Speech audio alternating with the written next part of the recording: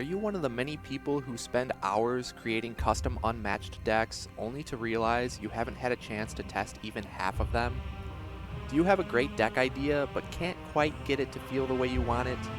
Well, I think what you need is the Unmatched Playtesting Guild. The Playtesting Guild is an event started by Fanaka66 on the Unmatched subreddit where players work together to play and provide feedback on fan-made decks in order to earn points. Each new round will feature a deck submitted by the current highest point holder, giving incentive to keep participating until you get your deck in the spotlight. So, grab your favorite custom deck and head on over to the Playtesting Guild. What's up guys, Zero Skater here, and today we're going to be checking out round number 15 of the Playtesting Guild featuring Jorogumo by Gary M. And Jorogumo is a shape-shifting Japanese yokai that changes forms between a beautiful woman and a man-eating spider. So I'm guessing there's going to be some kind of form changing going on here, much like Alice, but we're going to have to check it out and see. I really hope Poindexter G got some quality feedback from Don Quixote from the last episode, and that deck was a blast to play, especially if you guys like aggressive strategies like the Raptors and Bruce Lee. So if you haven't seen that one, definitely go check it out.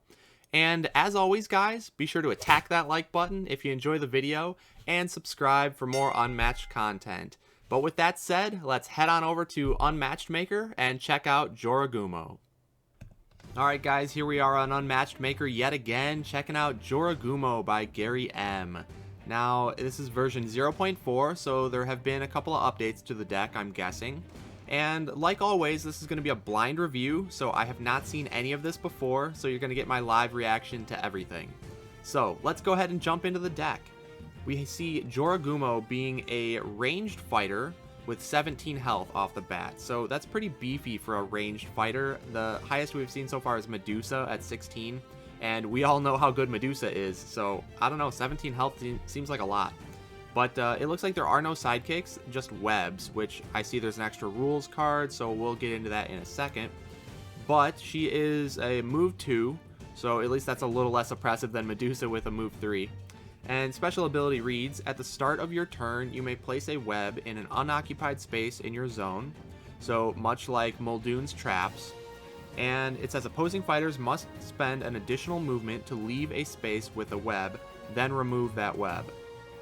So almost like Muldoon's traps in a way with the movement interference, but they don't take a damage for hitting a web, and Jorogumo's not going to draw a card like Muldoon does with his traps. So a little bit worse, it seems, but there's infinite webs, I'm guessing, although you could probably only have 4 on the field at a time, but at least they keep recycling as far as I know. So let's take a look at the extra rules. It says, the webs are shown as a sidekick just to generate the tokens in TTS automatically. They're not sidekicks. Okay. But it says if you do not have any webs left to place on the board, you cannot place new webs until one is removed. So it doesn't say anything about them being removed permanently or put back to the box like Muldoon's traps.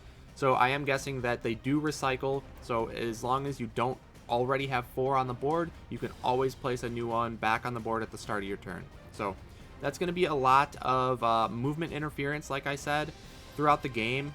And I don't know how impactful that's going to be, but being a ranged fighter, you're able to kite fighters very well, which means essentially you attack with your first action and then you move back and you make them keep chasing and coming to you. They're going to have to be the ones approaching you because you can so easily just attack and then move away. The webs are going to help out with that, so it might be a big pain for the opponent to actually reach Jorogumo, and especially with that 17 health, it might be very difficult to actually get through in order to finish out the game. So we're going to have to find out, but I'm excited to take a look at the deck. So I know that Gary has not put any art onto this deck personally, but Darth Cauley in the Discord did make an arted version of the deck, which we will be using on the stream. But for the deck review here on Unmatched Maker, there's no art on the cards, so just keep that in mind that we will be playing with an arted version when it comes to the stream. But for now, doing the review, we're not going to see any art, just text. But let's go ahead and move on to the first card here. We see is called Henge. It's a 2-value attack for Jorogumo. There's 2 copies in the deck. It says immediately you may discard this card and replace it with another attack or versatile card from your hand. If it has an immediately effect, resolve it.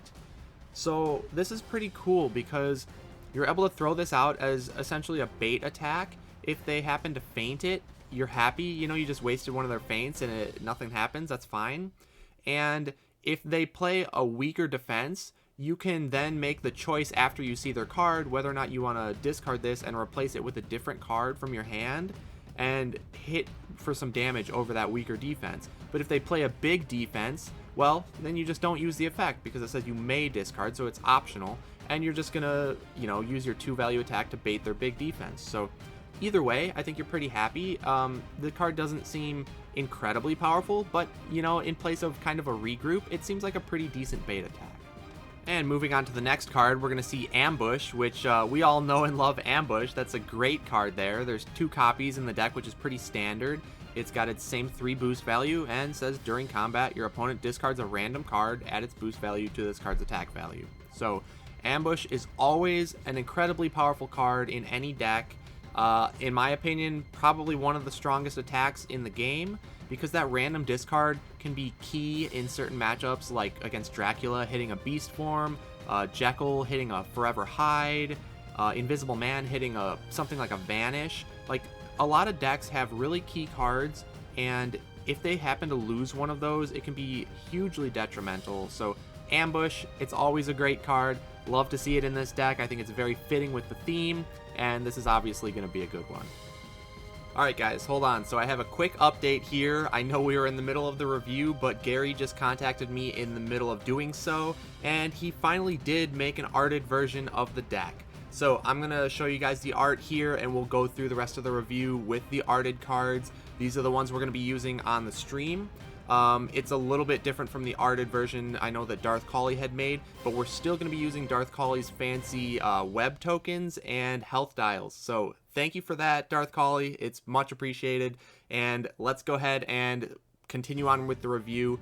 Also, another correction, I guess I was mispronouncing this. Henge is actually called Henge, which is, it's a Japanese word for a shapeshifter demon, essentially. So sorry about the mispronunciation. It's actually Henge.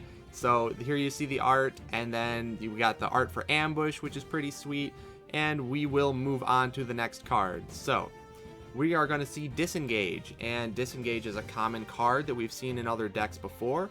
It says, after combat, choose an empty space in this fighter's zone, place this fighter in that space. So it's pretty standard, although there are 3 copies in this deck, which is a little more than average. I know Angel, I think, has 3, but that's kind of the outlier.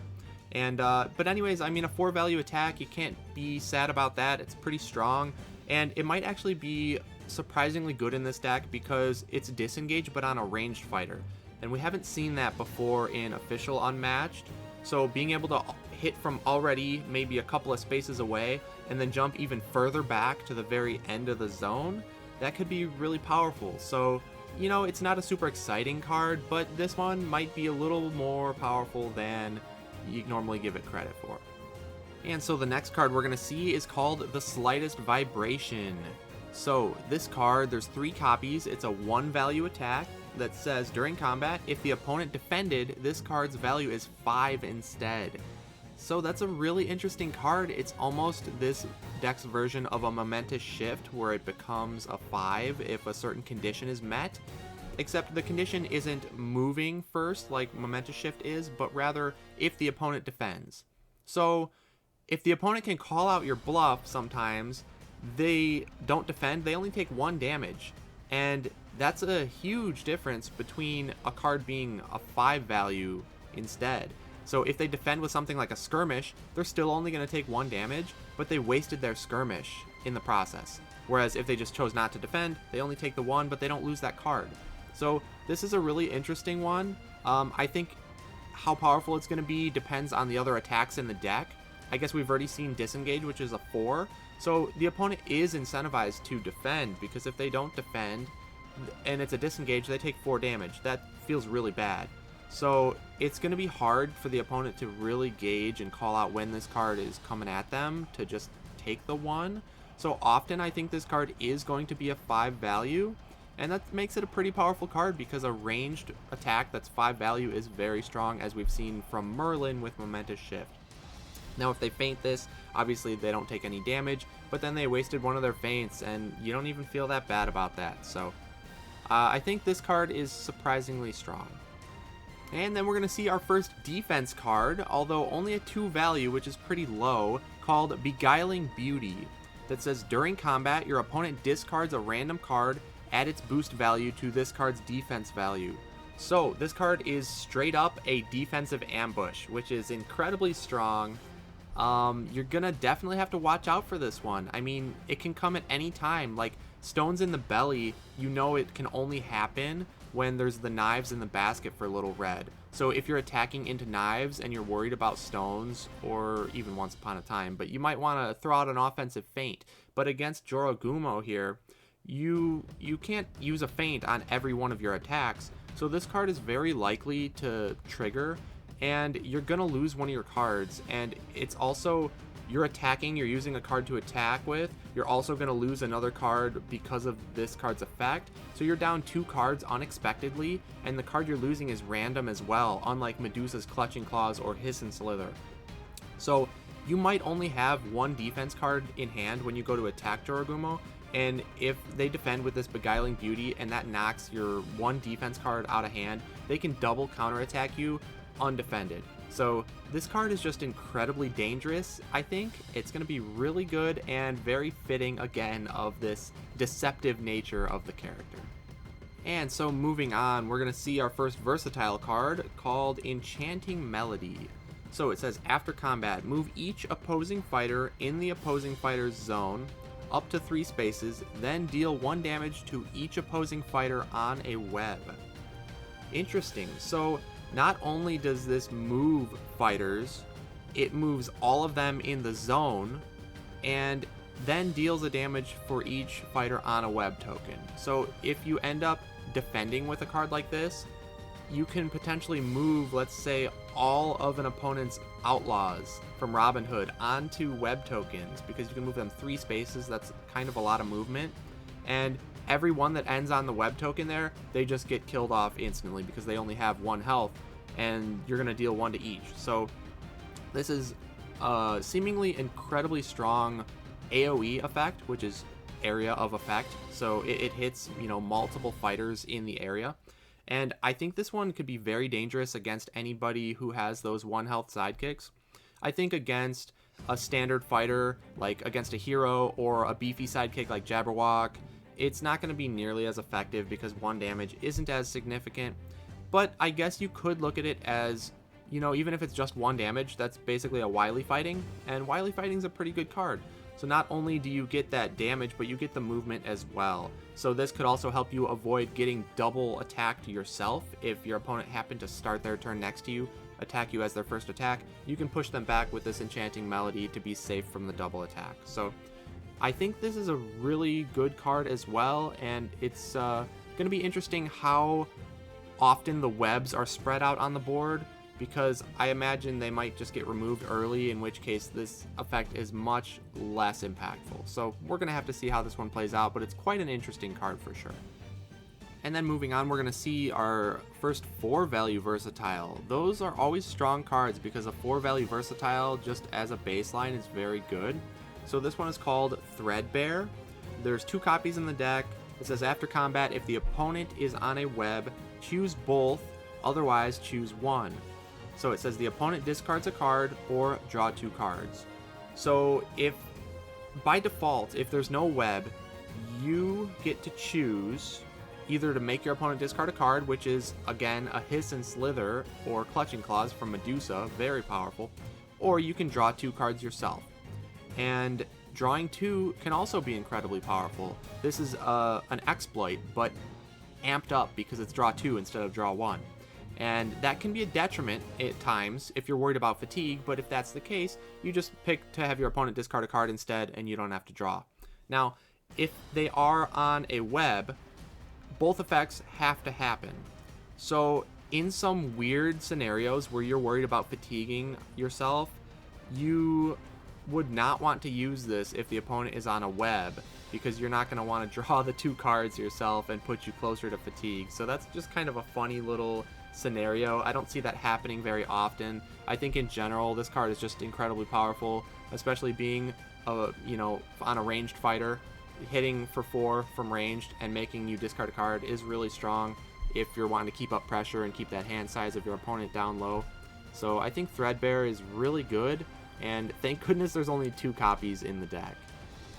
And the next one we're going to see is yet another 4-value versatile, and this one is Eaten Alive. It says, after combat, if you won the combat, deal 1 damage to 1 adjacent opposing fighter. So this card is the same Eaten Alive that we've seen in the Raptors deck, and it's, again, just a strong card. Any 4-value versatile is going to be good, so nothing new here, but still a strong card nonetheless. There are, again, only 2 copies versus the Raptors, which have 3, so thank goodness, because if there were more copies of these cards, I think this deck would be broken. So I'm glad there's only 2 copies, but again, I mean, Eaten Alive, it's a good card. And so the next card we're going to see is called a Tangled Web. This one's a 3-value versatile that says, immediately, if the opposing fighter is on a web, remove that web from the board and ignore their card value. Wow, what a strong card here. There's only 2 copies again in the deck, so thank goodness for that. But this is essentially an impossible to see from Invisible Man, but it's a 3-value instead of a 2. Now what that means is if you use a Tangled Web on offense, you attack with it. If they're on a web, you just get to ignore their card value. Their effect will still go through, but any defense value will get ignored, and that's 3 undefended damage. So they would have to feint this, and then you still deal 1 damage over the feint because it's your 3 over their 2. So this, as an attack, is just crazy good, and even as a defense as well, if you need it. I mean, it ignores the opponent's defense or attack value if you're defending with this. So I think it's less likely that you would use this card on defense, because I don't see a lot of scenarios where they end on a web right next to you. You know, maybe if they're ranged, they might end on a web and still attack you. But I think if you're up against a melee fighter, that's not very likely to happen, because you probably don't want to put yourself in the situation where you would end right next to a web that they could go up to and hit you. You'd more so, kind of like Muldoon, you want to use the web to be a little bit further back so they can't get through it and get up to you. So I don't know, it's probably not going to happen super often on defense, but on offense, I think this card is really dangerous. So yet another powerful card. And moving on, we're going to see a playset of feints. So again, this is very standard for most decks. 2 value, immediately cancel all effects on your opponent's card. The same thing we know. So it is nice to see feints in this deck.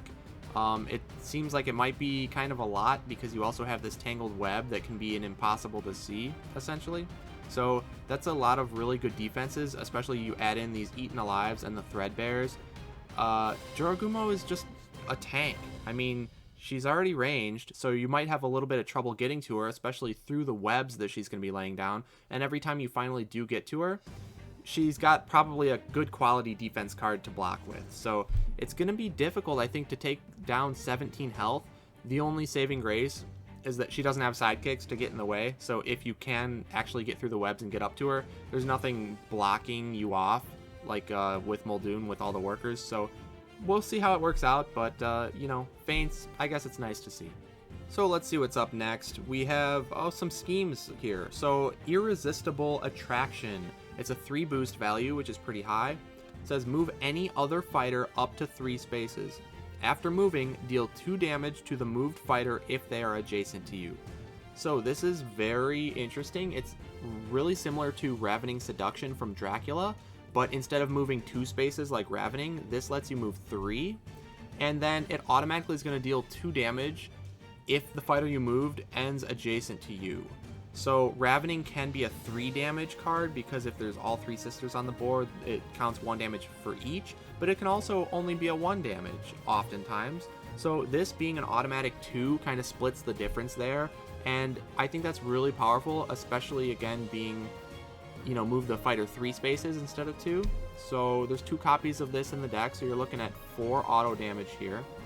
And you don't necessarily want to use this card, I guess, as your second action, because then you give them an opportunity to double attack you because they end adjacent, or I should say they start their turn adjacent to you.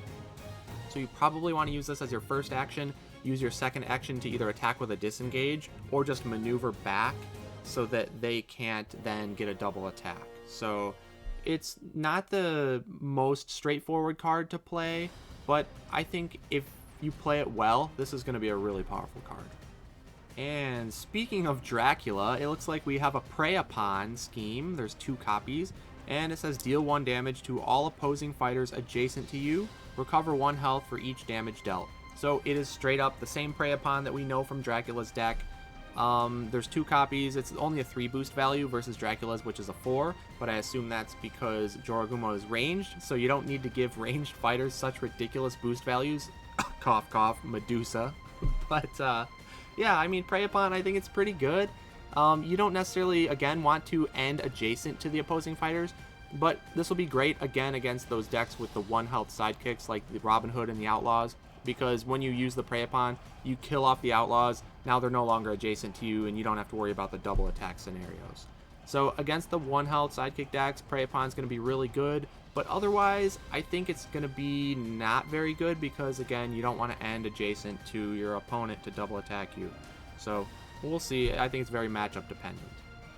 And looks like the last card here is going to be called Gossamer Threads. So another scheme reads, if you are in a space with a web, remove it and move each web up to 3 spaces. Then you may place each fighter a web passed through on that web. This includes fighters that were on the web before it moved. So this one is kind of complicated. So let's see, if you're in a space with a web yourself, you get to take it away, which you don't necessarily want to do, but you can always just put one down at the start of your next turn. Then you're going to move each other web up to 3, which is a decent amount of movement. Then you place each fighter that the web passed through on that web. So you're manipulating both your webs and the opposing fighters, because as long as you move the web through them, you place the fighter on the web. So if this is your first action, that does set up attack opportunities with things like that Tangled Web card, where it ignores the opponent's value if they're on a web. So this will help set up things like that. This card is also a pass because it doesn't draw you a card, so that could be useful for any fatigue scenarios. But in general, it seems a little bit weak. I mean, there's a lot of other good cards in this deck, like those 4-value versatiles, the ambushes, the defensive ambush. So there's a lot of other really powerful cards, and I think this one is just kind of mediocre. It will have its niche case uses, I think, but it really, I guess, depends on how many webs are going to end up being on the board at one time. This does safeguard around the fact that if the opponent plays around the webs and just never goes on them, they just stay indefinitely, right? And you don't have any other way of moving them or manipulating them. You can't just take them off the board. So then your ability becomes essentially useless if your opponent just avoids them the whole time. So this does give you a little bit of a safeguard around that if they all clump up and then your opponent is just playing on the opposite side of the map for the majority of the game. You do have a way to spread them back out and place them how you will, and you're going to remove the one, so then your ability is going to be back online. So this is probably the purpose of the card, but I just don't think it's that impactful, but we're going to have to play the deck and find out. And that's going to do it for the deck, guys. So taking a look at the stats down here, you have 10 attacks, 12 versatiles, 2 pure defense, 6 schemes. So 6 schemes is kind of on the higher end. Only 14 total defense cards, though I do think the quality of her defense is very high, so I think that is quite good, especially being a ranged fighter. And she's got plenty of attack cards, so it definitely seems like she has the, damage output, the defense capabilities that she would need to be a reasonable fighter. So we're going to see how it works out. And real quickly, just going back through the deck, we got Gossamer Threads. That's your web manipulation card. Prey Upon is kind of an AoE damage effect and good for those 1 health sidekicks, a little bit of healing as well. Irresistible Attraction is basically your Ravening Seduction. You get to manipulate fighter placement and deal auto damage. You have your set of feints. Tangled Web is basically your Impossible to See if the opponent is on a web token. Eaten Alive, that's just a good quality defense like the Raptors have. Threadbare, that's the one where you have an option of either being Clutching Claws, where your opponent discards a card, or you draw 2, so a lot of versatility on that one. You also get both effects if the opponent is on a web, so very strong card there. Enchanting Melody, that is again another card that moves the opponents around and can deal auto damage based on webs. Beguiling Beauty, that's your defense ambush. Slightest Vibration is basically your momentous shift. It bumps up to a 5 as long as they defend. You got your Disengages, that's a positioning card for yourself. You got your Ambushes, which is random discards and good attacks. And Henge, which again, you get to swap out your attack potentially with a different attack from your hand if you would like to. So a couple of things that come to mind right off the bat, this Henge is actually really cool, being able to swap it for a Feint on offense. If you attack into something like a Looking Glass against Alice that you really don't want to trigger, you can attack with the Henge. If you see that it's the Looking Glass, then you go ahead and swap in for your Feint. And if you don't see the Looking Glass, then you're fine. You know, you don't have to swap. So that's a really cool interaction. Also being able to swap Henge with the Tangled Web card to ignore the opponent's defense value. So if they are on a web and you're attacking with the Henge, if it's a Feint, you're happy.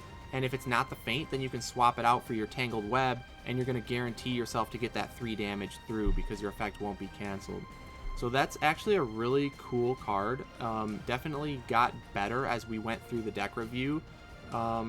Another thing is that she just has a lot of discard effects with those ambushes, the Beguiling Beauties, and then you have Threadbare. So that's 4 random discards, 2 chosen discards. That's a lot of hand manipulation. You have a good amount of auto damage. There's at least 6 right here from the Irresistible Attractions and the Prey-Upons. On top of that, you potentially have even more from the Enchanting Melodies, which can be 3 more to a hero at least. So that would be 9 total auto damage potential in the deck, which is pretty high. And there's a lot of just strong attacks too. The Slightest Vibration is almost guaranteed to do damage as long as they don't feint it. And there's the Threadbares are powerful attacks, and even you might be able to whittle their hand down quickly if you get the right cards in hand and start hitting for undefended attacks. Because of something like Threadbare, you draw 2, they go down 1. That's a difference of 3 cards, you know, disparity between the 2 players. So that is just huge for hand advantage. And there's a lot of tricks with this deck, so it's going to be really interesting. I don't know how the webs are going to play out because a lot of effects have to do with the webs, and also the webs are very important for positioning. So I don't know how easy it's going to be for the opponent to play around the webs and minimize the effect that they have, or how easily it's going to be for Jorogumo to actually force the opponent into those web effects with her cards that move fighters like the Enchanting Melody and the Irresistible Attraction and the Gossamer Threads and whatnot. So it's going to be really fun to try out, and I'm excited to do so. So let's go ahead and hop over to Tabletop Simulator, guys, and we will try out Jorogumo. This is the Playtesting Guild round number 15. We're going to be checking out Jorogumo, which is a deck created by Gary M. I know Gary's a regular around here. He makes a ton of decks, but they're all really high quality most of the time. So especially if he's putting it into the guild, I'm sure it's going to be great. So I'm excited to try it out. And with me here, I got Darkblade 113. So how you doing, Darkblade? Pretty good. Looking forward to playing a bit more of this deck. I told you a little bit beforehand, but I played a few games with this pretty casually just to try it out, and a couple things have been changed since then, so I'm interested to see how that comes into play. Okay. And yeah, just looking forward to play more of the deck because it is pretty fun from the little bit I've gotten to try out. Cool. Glad to hear it. And yeah, it'll be interesting to see how the changes feel. You know, I don't know what the earlier version of the deck looked like, so it'll be cool to get your thoughts on the changes. My thought was that going in like 17 health for a ranged fighter seemed like a lot, and she's got a lot of really good defense cards like that. The one that's basically an ambush on defense. That actually used to be better. That's one of the big changes that was made to the deck since I've playtested it. Okay. Because there were a few changes that were made like from the earlier versions, but I had already had the updated I think 0.2 version. This is 0.4. But the Beguiling Beauty used to be similar to Bewilderment, where it was a 0, but it canceled all the damage. Okay. And then I think it was an after combat effect. If the opposing fighter was adjacent, they discarded a random card, and if they weren't adjacent, then you moved them adjacent to you and you drew a card. Interesting. So against a ranged fighter, it pulls them in so you can maybe attack them on your turn with your stuff that cares about adjacency. And then if it was a melee fighter, then they just discard a card, and you don't need the boost to defense because it's already canceling all the combat damage. Right. So this is just an ambush, but defensively. I'm curious to see how that'll play because it did feel like the previous version was very powerful. Yeah, the scary thing is like going in to attack her, right? Because this is a defense card. If you only have maybe 1 defense or even 2 in your hand when you attack her, if this hits one of those, you're stuck with either 1 or 0 defense going into her turn, and she could potentially get an undefended attack. It can mess up your plan because sometimes you don't necessarily mind getting close if well, I'm going to be fine on their turn because I've got some decent defense in hand. Right. But yeah, like you're saying, if you're only relying on like 1 powerful defense card, like maybe you have a really good defense card, like I don't know, maybe a skirmish or something, just because you want to avoid her big card values, and then a feint.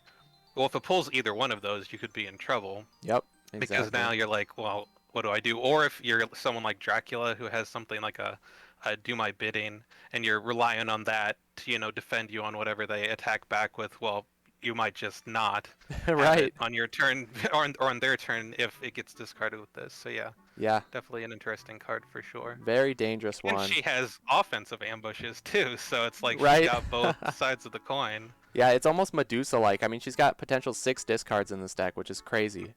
Yeah, because there's the other card that you've got pulled out here, Threadbare, which is actually probably my vote for coolest card in the deck, just from a design perspective, because it really incentivizes you to try to get opponents on the web. There's a couple other cards that do this, but this one's like probably my standout for most powerful. It seems strong. Just looking and at even it. though it's a discard that they get to choose, right? Like the Medusa cards, if you can get them on the web, they discard and you draw, which is obviously a big swing in hand advantage. Huge! That's 3-card difference. That's insane. Yeah, and if you don't want the draw, then you can just use it when they're not on a web and just make them discard in a fatigue situation or something like that. Yeah, exactly. And it's funny that you mentioned how the Beguiling Beauty used to be kind of a bewilderment because, how it felt bad to, with Heirloom, but there's still this Tangled Web. So, if you're in a web, you never want to attack with your big attack because this thing could just negate the whole thing. Exactly, and you always have to be careful on defense if you're not using a feint, because if you're on a web, she could just be trying to get 3 damage on you, kind of like Little Red's eyes. Offensively. It's exactly like the eyes, and because it also is telegraphed too, just like Little Red. When Little Red attacks and the flower is in the basket, eyes as a potential. And same thing here, if you're on a web and she's attacking you, this is a possibility, but if you feint and then she threw out something like a Disengage, then you feel terrible because you still took 2, and she doesn't even care that Disengage was canceled, most likely because she's ranged to begin with. But I do like the cards like this that care about web positioning, because it does really make your opponent think twice before ending on a web, which sometimes they would have to do to attack you if they're melee, because they might not have enough movement to clear the web and then also be next to you to attack. So the web positioning is a really cool aspect of the character as well. Right. Yeah, the webs are going to be interesting. I really don't know how they're going to play out. I think it depends on the matchup, and especially the map too, right? Because like certain maps might be really good with the webs, like things like Sherwood Forest. Think like Muldoon, right? Similar maps that Muldoon likes. I think Jorogumo would like, because you can, if it's a corridor, then you just put down a web, and then you can like attack, first action, hop back 2 spaces, and now it's going to be really hard for them to actually get through. Yeah, it's also a big difference, obviously, between ranged and melee, how much they care about the webs, but it's also whether the opposing fighter is a movement 2 or a movement 3 fighter is a big deal. Yeah. Because with a movement 3 fighter, they could be adjacent to the web, move on to it, and then move off of it to clear it. Whereas a movement 2 fighter, unless they start on the web with a maneuver action, they have to boost in order to clear the web if they're not starting on it. Since Right. it's an extra movement to move off of it instead of on it. I think I'm ready to jump in and play if you are. Sounds good. So, do you have a certain matchup in mind? I know you had asked about that before. I think against one health Yeah. sidekicks, this deck is going to be really strong because there's a lot of things to ping them off, like the Enchanting Melody, the Prey Upons, and whatnot. Yeah, I mean, I feel like a fighter who has some interesting play against her is Muldoon. I feel like some of her cards are able to deal with some of the stuff that he can do pretty well, but at the same time, he does have the multi-sidekicks that can help clear the webs, and he has ways to bring them back. So the fact that Sure. she can kill sidekicks easily if they've only got 1 HP doesn't matter as much for him, True. since he does have up to 9. And as long as you're careful on positioning, then, you know. And it's also interesting because they both kind of want to play a control the map game with between the traps and the webs, so that That's interacts true. in an interesting way. So, I mean, that's one that I think is interesting. Outside of that, I feel like it also highlights how Movement 3 fighters are better, I Yeah, think, totally. against the webs. Yeah, really, I think any fighter that has a lot of movement options has some interesting counterplay against her. So maybe we could look to do that for one of the matchups, and then maybe we want to go for a fighter who struggles against her more, just to see what the other side of it is. Do you want to play Muldoon then, and I'll play Jorogumo? Sure. All right, cool.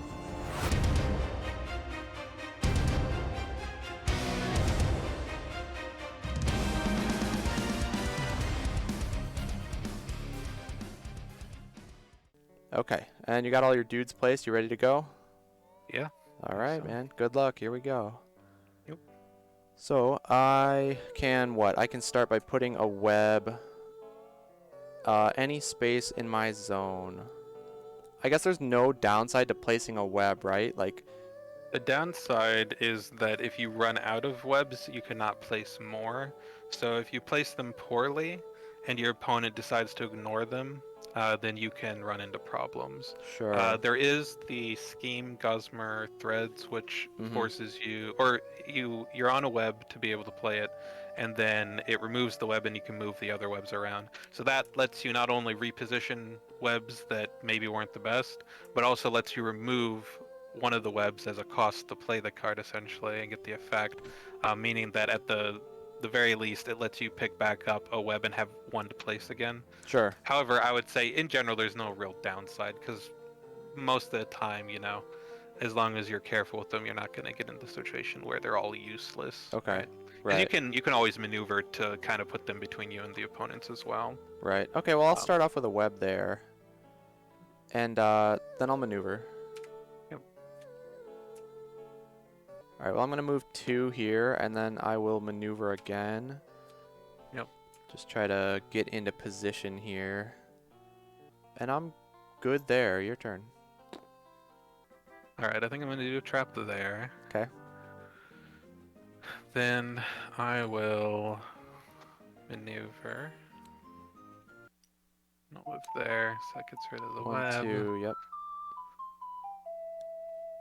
And then I'll maneuver. Mm-hmm. You good with your positioning? Yeah. Okay, cool. So I will start by putting a web. So I'll put it there. And then I will do... Let's do a maneuver. Oh, well, I'm not close to anybody, am I? I guess I could hit the worker here. Seems okay. I will attack the worker. Yeah, he'll just take it. Just take it? Okay. Yeah. So that's good for you, because if you defended, I might have been able to move Muldoon onto the web and deal him a damage. Yeah, you're right. But now that there Then is I'd no be stuck opposing there. fighter, there's no zone to consider. So I don't Yep. get to move anybody. Yep. So, good good on you. Valiant sacrifice by that worker. Yes. Big time. All right, you're up. Okay. Trap. Trap. Trap. Funny too, you can't place a trap on a web. Mm-hmm. I know we've barely gotten into the game, but Jorogumo feels strong.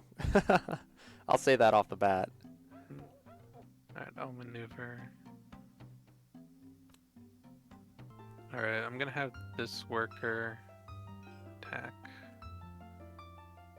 Jorogumo. Okay, let's defend with Beguiling Beauty.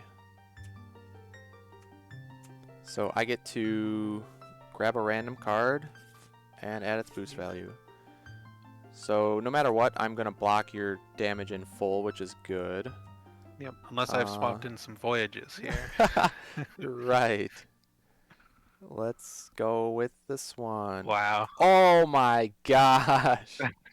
That's unfortunate. That was huge. Ooh, that's going to be a problem here. So you know how I said before that Muldoon has 9 sidekicks potentially? Well, he doesn't anymore. Not anymore. Down to After this 6. game. Well, down to 5 now. Yeah. All right, that was really good for me. Gonna move this. You get to move them all up to 2. Move that guy there and that guy there. Done there? Yep, and see that's an instance where that card is way better now. Because before, because I wasn't adjacent, it would have pulled my worker to you and you would have drawn a card, which is good.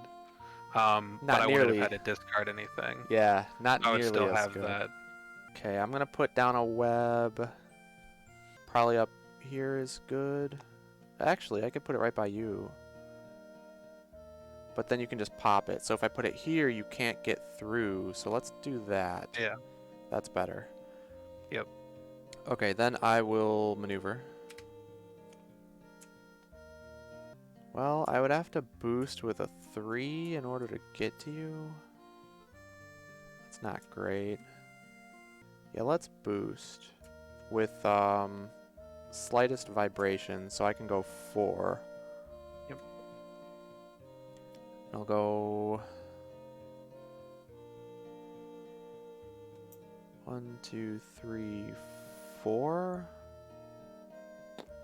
I'll attack the worker. Ugh. I think that I am going to take it. Final answer? Yeah. Alright. Smart, because like we talked Okay, about, well, I it could was not dead. have survived. It was dead no matter what. Alright, you're up. I will maneuver. And then I'm gonna have Muldoon attack Jorogumo. Okay. Let's go round 2 with the Beguiling Beauty. Alright. So yours is a 5. So let's hope I get that other call for backup and I'll match your 5. Let's not do that. Oh boy. That's still a good one, but you deal some damage. So Yes, but you've pulled out one of my few defense Oh cards, yeah, so one I of the don't best feel ones. great about this. Yep. So I'll take what, 2? Mine's a 3, yours is a 5, so I'll take 2. Also, this was a way to get rid of your web on your turn when you attack into me. True. Which was kind of my plan. Alright, my turn, right? Yes. I think I want to put it here, actually. Okay, and now part of the reason for that is I'm going to do Irresistible Attraction. Oh, okay. So I'm going to move you 1, 2, 3. And I don't know if I'm allowed to move you through the web like we talked about, because Gary hasn't got back to me. So I'm going to do that and deal you 2 damage. Yep. Okay, let's attack. What do you got? Leap away. Good attack, or good defense. Yours will go first. Yep. We're assuming that will break the web. Yeah, that's how I read it at least. Yeah, so opposing fighters must spend additional movement to leave a space of the web. So as it's written currently, I agree with you. I don't know if that's how he intends it or not. Yeah. But that's the question. if he does intend it to be that, he's going to have to change it for future iterations. But for now, we'll play it like that, so we will remove the web. Yep. Because that was 1, 2, 3, 4. Okay. Sounds good. And then I get my disengage. So Yep. I go to any empty space in my zone. So the pinkish or the brown. I don't want to just go on your trap. I don't want to be necessarily in instant double attack range. So probably my best bet is right here. And it's your turn. I'd like to put a trap here. Okay. And I will maneuver. Worker will attack. Worker attacking. What's the most it could be? It's not going to be a leap away. It's probably a 3. Probably a rending shot. Maybe tactical advance, but most likely rending. I'll just take it. Okay. Tactical. Tactical. So I take 3. We are even. Alright, my turn. Yes. Okay, I'm going to put down a web in brown. I'll go put it right there. And then I'll maneuver. And I'll maneuver again. Okay, I'll end there and it's your turn. We'll go trap there. Mm-hmm. Then I will maneuver. You go there and then you remote detonation on this trap. I like it. I like it. Gotta See think how people outside the play. box. Yeah, you're right.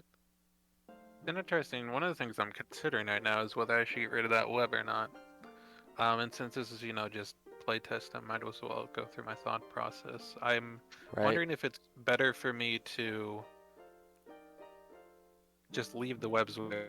Obviously, I've tried to set up in this kind of top area here and try to keep you out as best I can. And if you only have one more web to work with, it does limit you a little bit in trying to get those effects off on me. I mean, the one over there is a little close, which is why I'm considering getting rid of it. Right. The ones down below I don't care about right now. However, I don't know how much that'll come back to bite me in the future if I need to go down there. Right. Especially if I don't have, like, the workers. If I had more workers out, I could kind of maybe just send them around and keep webs completely off the board, because then you have very limited uses of them. Right. But at this point, it's like, I can't do that. So do I just leave them out and hope that they're not in great spots for you? And only basically leave you one web to work with? But then the problem is you can move them around with that one scheme. Yeah, the scheme is the big thing. That's why I think that scheme exists, is just so you don't get trapped with all your webs out. If they're, if your opponent tries to get away from them. Right. Yeah. You know what? I'm gonna leave it there and see how it works out. Okay. So Muldoon, I think, is just gonna stay where he is in that case. I guess we'll maneuver again. And that'll be turn. All right. The other thing that I'm noticing a lot is I want to be in the multi-zone to get more trap options and attack options, but that lets you attack me, which is scary, obviously, since you've already seen a couple of my big defenses. Yep, exactly. Let's put a web right down there. Would love to be blocking that space, but I'd also like to not get double attacked. Right. Okay, I'm gonna then maneuver. I think I would if I had the call for backup still. I'd just throw the worker there and be like, well, you can attack him if you want, but you can't put a web there at least. Okay, I maneuvered. I'm gonna go 1, 2. I'm going to maneuver again. Let's go over there, and it's your turn. Maneuver. Now would be a great time to call for backup, so you don't have to overdraw. You're not wrong. So we'll start with getting this trap out of here, or this web out of here, because I don't like that. So 1, you want to go 1 and then 2, 3 back to where you were? Yeah, okay. Back where I was.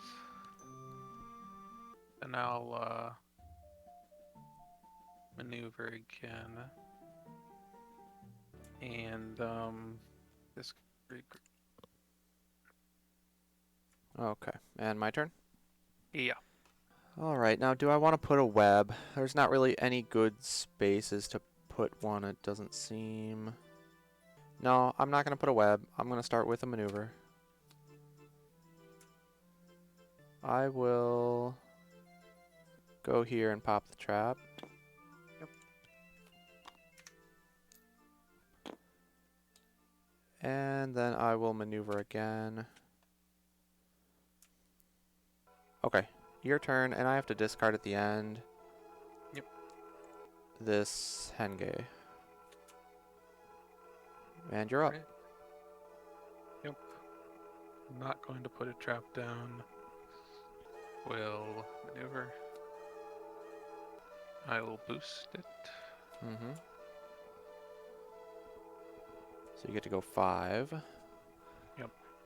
I was probably just gonna go here and play that, but then you made me draw with the trap. I'm like, well, Yep. that's not the plan anymore. Yep. Ooh, Gary got back to me about the ruling. Let's see what he says. All right. So, any movement from the opponent breaks it, including placing it in another space. Oh, okay. So something like a disengage. So disengage, you can also- disengage out of the web. Yeah, and that would Interesting. break it, but obviously it wouldn't affect your movement since that's just placed anywhere. Okay. Does that also apply to the extra movement you need to use to get out of it, I assume? Like how I did with the leap Oh, away. yeah, right. Yeah. And then Yeah. he says, it does not stop Jorogumo's effects. So if I want to move you through it, Oh, I okay. can. That makes sense.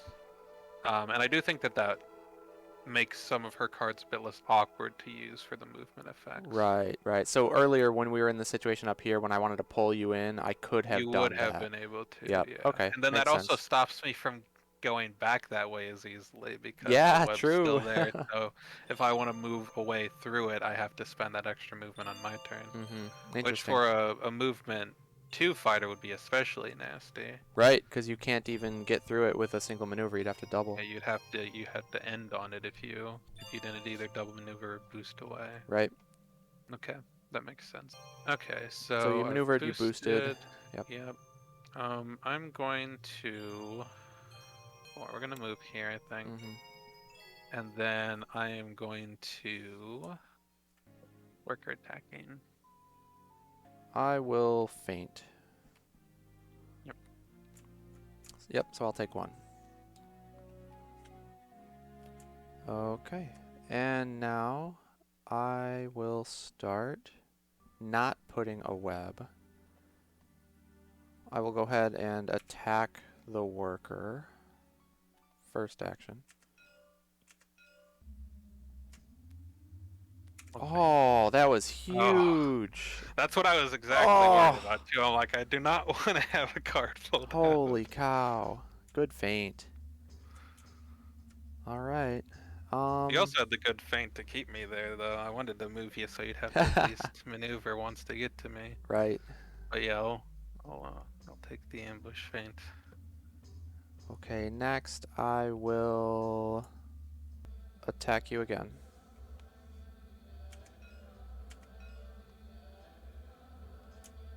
So do I play your game where like what's the odds that you have the other ambush right now? Right. Yeah, what are the chances? What are the chances? My You only gone through favorite half game. your deck. It's only one.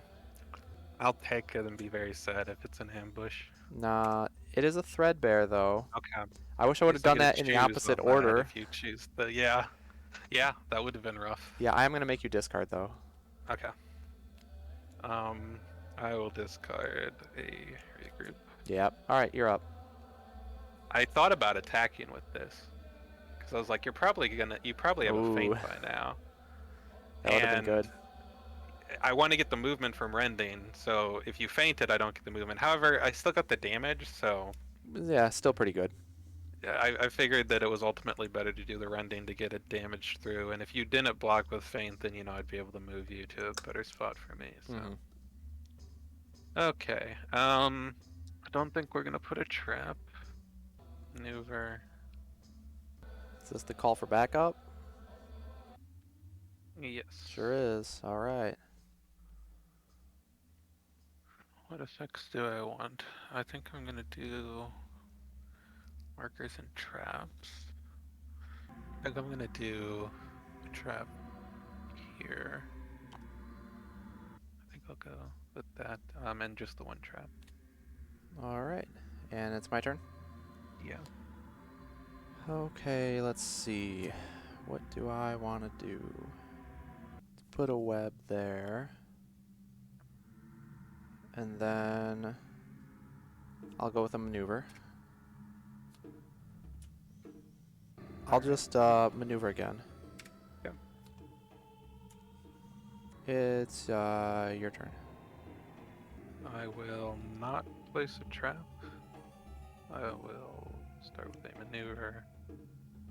I'm going to have this guy and this guy both take out their webs. Mm-hmm. I will say I was very scared of an enchanting melody there because I realized that it could just be the death of two of the workers I just brought in, Mm-hmm. which would not be great for me, obviously. I'm gonna maneuver again so they'll all have more. Yeah. We're Good all there. Yeah. All right. I will put a web over here. Yep. I'll maneuver. Yeah, let's boost with a Gossamer threads. Yep. And I'll go 1, 2, 3, and I'll prey upon. Good worker. So kill him, heal 1, your turn. No trap. I will maneuver. And then, I think I'm going to leave the others there, and then I'm going to have the worker attack. Okay, I will defend. So mine will go first, and I will move Muldoon 1, 2, 3. Yep. So then he takes 1, and I'll move the worker 1, 2. Just so you can't push me onto the trap. Yep. Makes sense.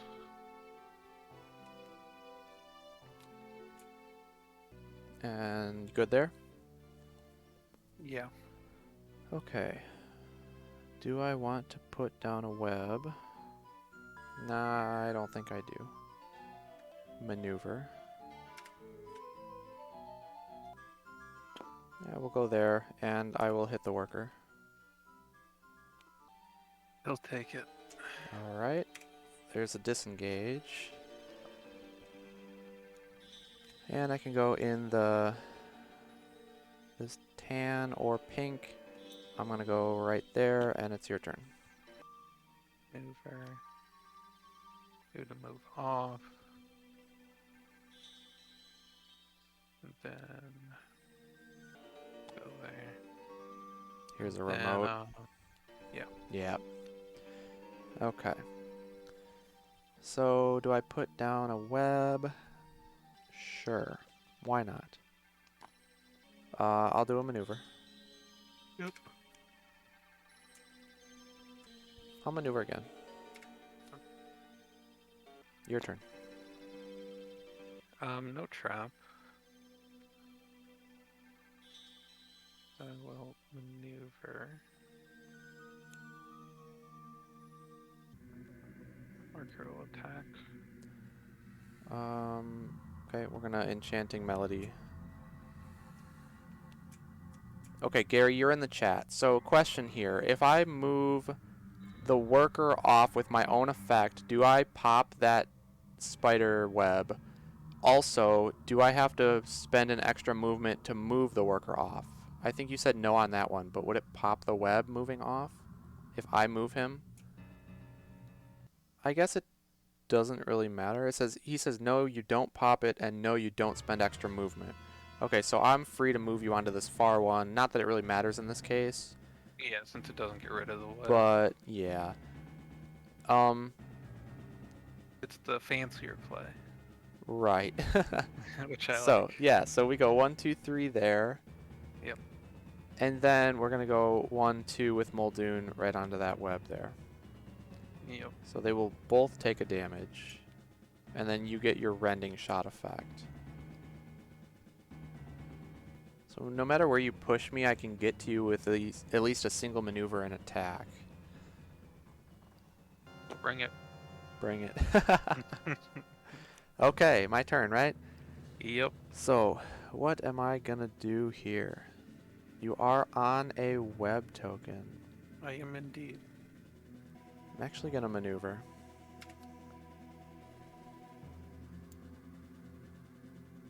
But I said bring it.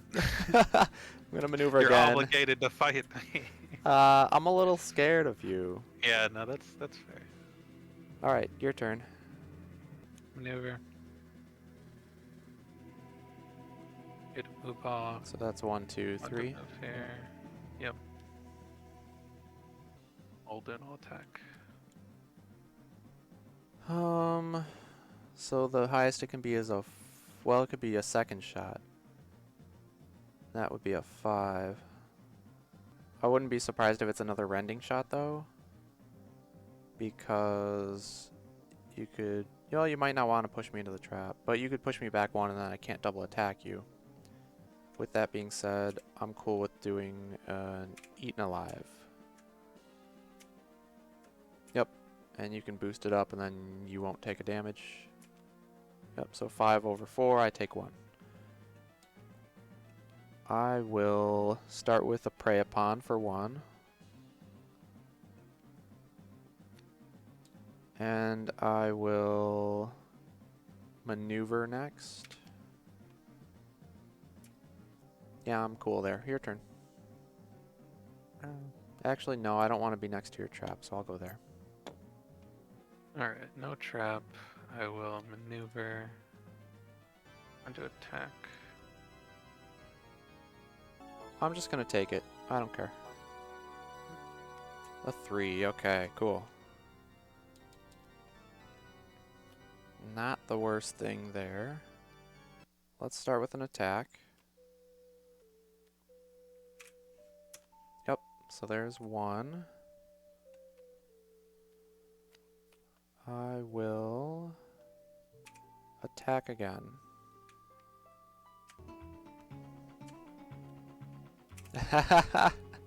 Nice. Alright, you're up. Yeah, I was hoping to pull one of those out with the attack. Mm-hmm. So I didn't have to deal with them both on defense, but I also had both feints. I'm like, yeah, I just want those gone because they're very scary Oh yeah, on both sides. big time. No trap. Mm-hmm. First action attacking.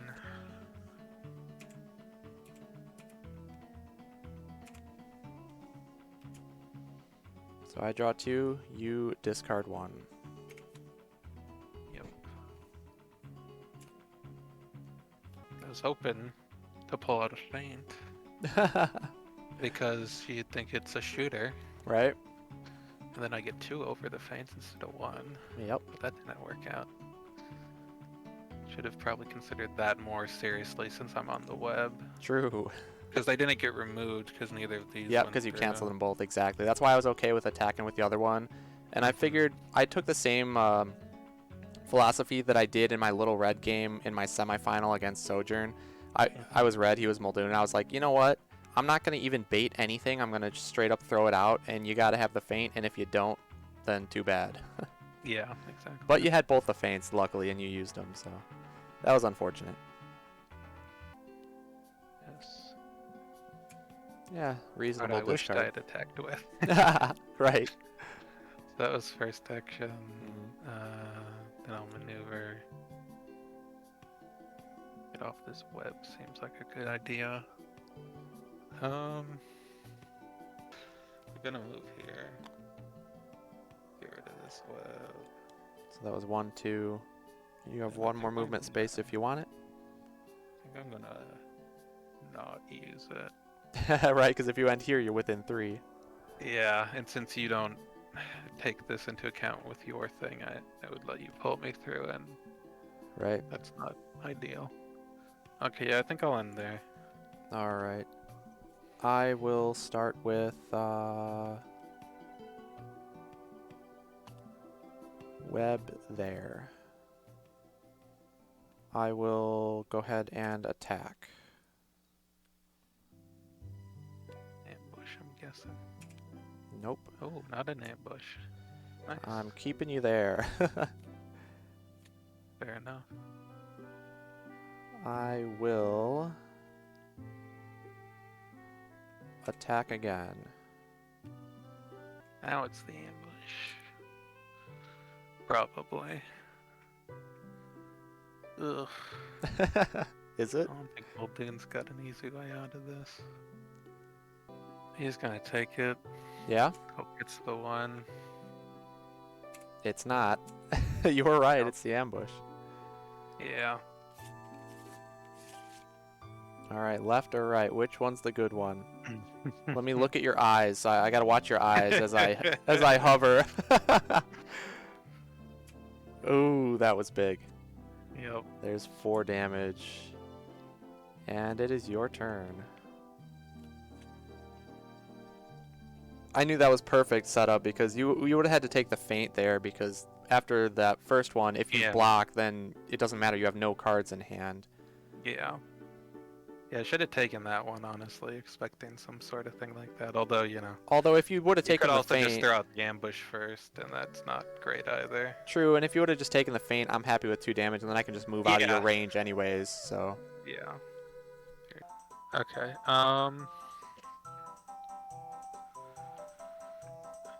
We're attacking. first action, right?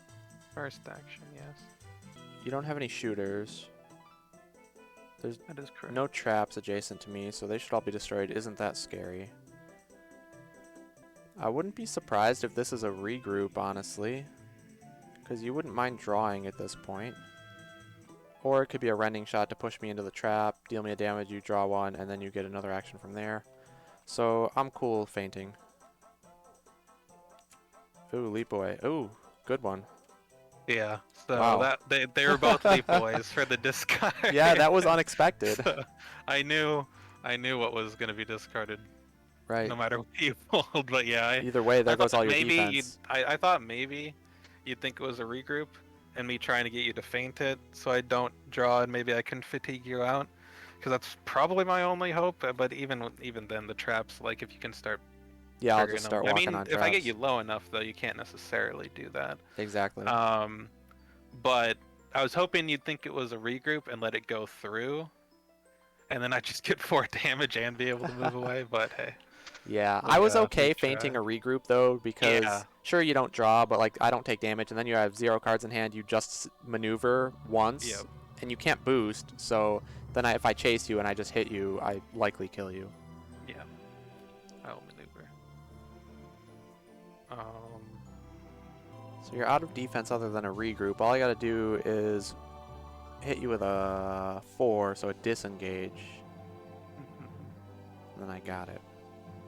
This is such a weird situation. Yeah. I'm boosting with this. Oh, honestly, that's probably the right play. Yeah, because otherwise, you can just if I only end like here. I just boost and I hit you. Well, you don't even have to boost. You could go onto this trap. Well, then Sure. I draw and I have potentially. Well, no, because only the regroups. You could left, end here, and I boost, but still, I know. Yeah. Yeah. Like, if I end there or there, like, you can get to me with a boost, and I only have the regroup. So if you have either of the 4s, because you still have Eaten alive as well.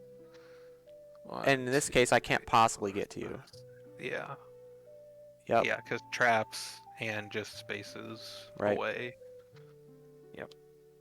Yeah. So, Good play. Good play. Where Muldoon will sit. All right. I will. I actually think I might have needed a 3 boost to do that as 2 boost. You could have done the 2, yeah, but because as long as I get on that trap, you don't have. Yep. 3 boost doesn't get you there. So. All right. Well, I will start with the web because why not? Yep.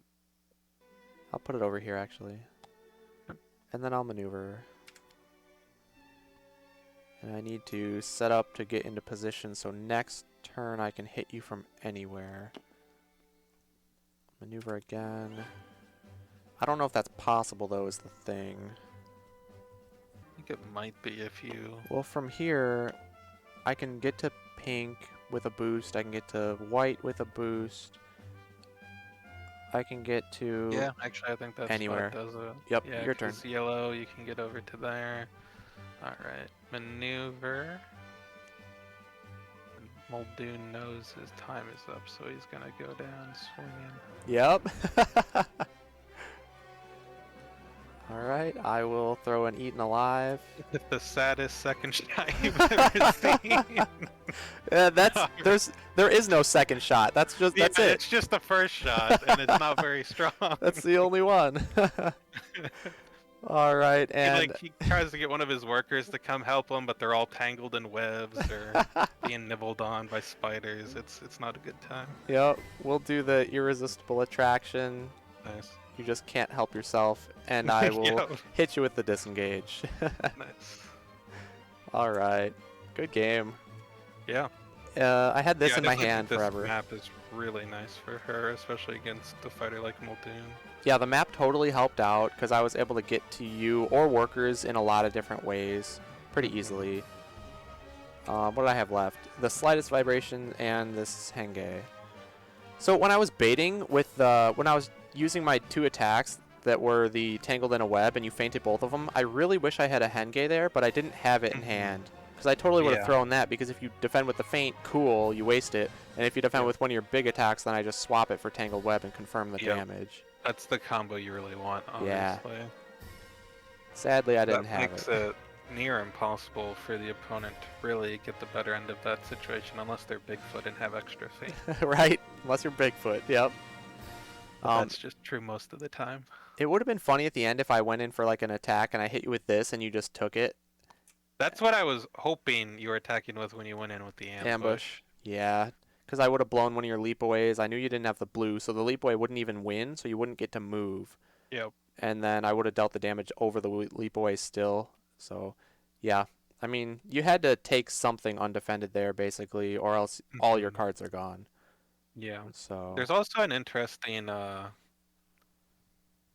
combo between Henge and that Slightest Vibration. Because if they play something like a leap away, you could swap in the if they're on a web, the thing that just ignores it, which might be good. But you can also swap in the Slightest Vibration, so they take a damage and they don't get their win the combat effect. Yep, that's true. It just That's gives a you a good lot point. of options, which is nice. Yeah, I like this card because it's optional. So if you just don't like the options, I mean, so what? You baited an attack just like you would with a regroup, basically. Yep. Granted, you don't get to draw off of this like regroup does, but sometimes that's a good thing even. Yeah. So yeah, I like it. It's a good card. It fits with the deck. Yeah, overall, I mean, the deck was fun. It was being 17 health, like I said, with range is really good, especially with all those discards and all those passes. I wasn't necessarily trying to go for a fatigue strategy, and that actually didn't quite get there, but I could have. Yeah. Yeah, definitely could have. But almost like I was almost out of defense too is the thing. So I only had the Eaten Alive that I just defended with. That was my last defense. Because other than that, I had just these attacks. Yep. I used the Disengage to finish it. So I had and these that is something that I definitely noticed when just looking over the deck and replaying it a little bit, is you do have to be careful with the versatiles. Yep. And using too many of them as attacks. Right. Because if you do, then you can run into the situation where you don't really have much on defense. And obviously being able to if you get multiple of the discard effects off, that can help, because you might be either pulling out defense from the opponent, which means if you're pulling out versatiles, they also are now stuck in that position where they can't use as many of those as attacks without risking having less defense. And if you pull out their actual attacks, well, that means that you don't need as many defense cards to deal with those. So right.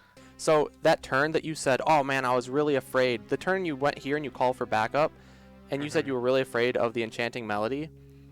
I could have moved in and popped the trap and attacked with the Enchanting Melody. I had it, and that's what I really wanted to do. But I think that was my only defense card at the time. Okay. So that's why I didn't do it, because I just couldn't afford to take that risk. I really, really wanted to, But I'll be open with you. You made the right choice, because me saying that, I was actually trying to bait you in to attack with that. Because I had a feint, and I was going to throw it down if you Sure. attacked Muldoon in that spot. Because I'm like, if this is Enchanting Melody, I actually didn't see the chance that you had to get both workers, because I didn't realize at first when I was positioning them with Call for Backup that you would put a trap or a web there. Yep. I knew the one over there, which is why I didn't want to put him on top of it. Yep. But I was like, okay, I put him next to it and I can clear it off next turn, and maybe you get the Enchanting Melody. So I was a little bit afraid. I was most afraid actually of you coming in and attacking one of the workers. That's what I was gonna do. Because if I you faint, fainted, I still lose that worker, but I don't lose the other two at least. Right. That's what I was gonna but- do, but like I said, I couldn't afford to Yeah, and I had two good attacks to double counterattack. attack you with, since Muldoon was still there. Right. So, yeah, I think you ultimately made the right choice, especially considering it was your only defense. I think you would have taken a lot in return had you tried to pull it off. It actually wasn't my only defense, come to think of it, but I had Tangled Web, and I wanted to use this on offense, not defense. Yeah. So, Yeah, that like, makes sense. this would have essentially been a blank 3, and so I didn't want to waste it on defense as a blank 3, so it still wasn't worth it in my mind, so I just backed off and stayed around here and got a couple more cards. I really wanted to do it, though. Yeah. I just couldn't. You did get a couple of really good ones off. That's one card that you really have to keep in mind. Yeah, that card's crazy good. Because it has the opportunity, especially on a map like this where there's so many multi-colored zones. Yep. On a map where you can spread your guys out more, you can kind of play around it so that they only get to move the one that's either attacking or defending. But in a map like this, it's quite difficult to do. Yep. Especially if they're attacking, and if you want to try to use sidekicks as blockers, and it's particularly can be particularly devastating against 1 HP sidekicks, obviously, since if they get moved onto the webs, they just die. Yep, they just go. Yep, and that's kind of how I figured a matchup like this would go. So I guess it worked out. So alright, well now we'll flip it around. Okay, yeah, I'll clear everything. We'll swap it around. You get to be Jorogumo. Yep. And who do you want to face? Anyone in particular? I know we talked about Beowulf, Jekyll. Alright, I'm always down to play Jekyll. Let's go. I was honestly going to lean towards that if no one else suggested it. Let's go.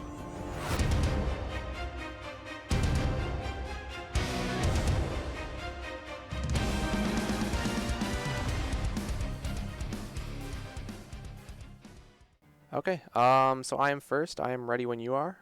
You good to go? Yep. I am indeed. Alright, good luck. Have fun. Yes, you too. So I will stay Jekyll. We'll start with the maneuver.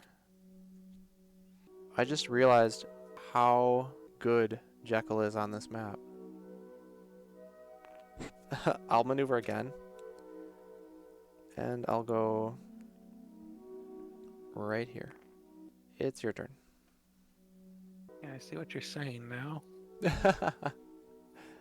Yeah, like one safe spot. Yep, one safe spot. And that's safe for now. If I get here, there's no safe spots. Yeah. Crazy. Yeah, I was going to say, you could just put the web on there, and then I'm a little bit more scared to be on that space. Yeah. Going to maneuver. And maneuver. Mm-hmm. You want to stay there? Yeah. Okay.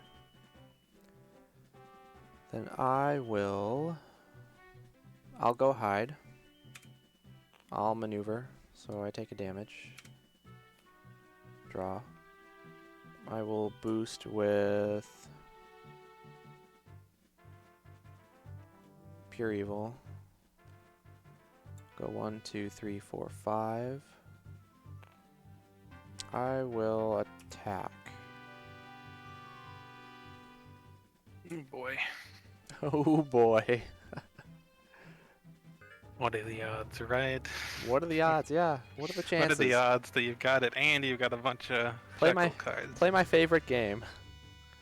Do I take the same path that you do and get screwed over seemingly just magically every time? Yep. That's how it goes for Yeah. me. How does it go for you? This.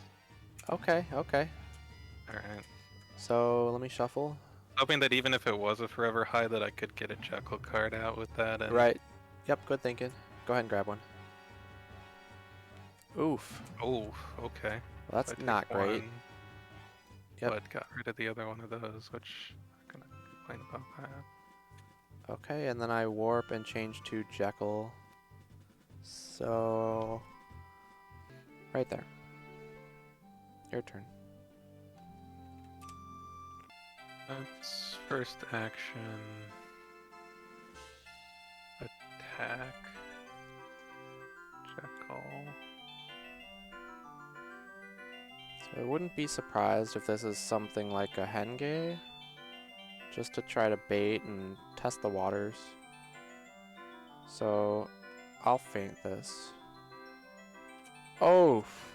Well, that's not what I want to see. The punish. I definitely forgot to put a web down. Oops. Oh, yeah. And then I'll attack again. Let's do this. Ambush. Oh. Okay, go ahead and grab one. Aw, man. Not what I want to see yet again. And So you don't get the skirmish. I No, you do do still get the skirmish, yeah, yep. because it's tied. Yep. Yep. Hoping for a 3 boost, but you know, that's a lot of auto damage avoided. True. I'm already feeling those discards, man. That really, really hurt. I wanted to pull you toward me and then use that strange case. Yep. Deal auto, get my card draw. But now that messes up everything. I'm actually just going to keep you there. I'll just maneuver. And maneuver again. Your turn. Up here. Do an irresistible attraction. Oh. Yeah, so I take 2. Yep. Then I'll attack.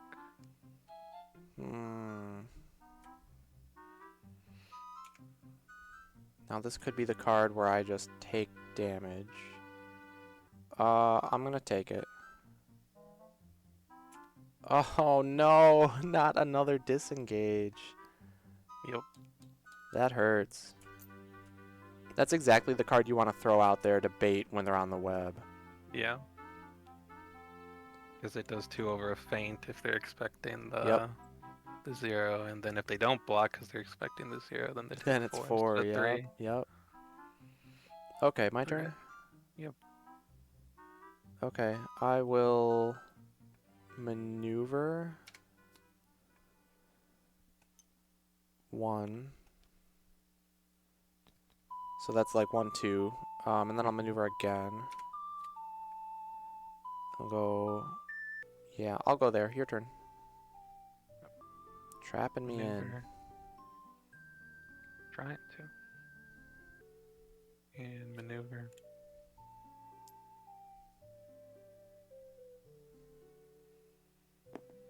Okay.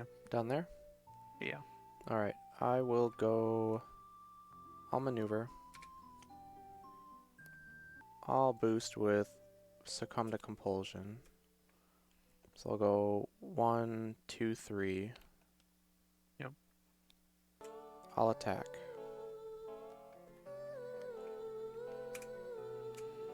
I was hoping you didn't defend. Yeah, I was thinking about it, but I'm like, I don't want you healing, so... Right. Yep. Okay, which effect do you want?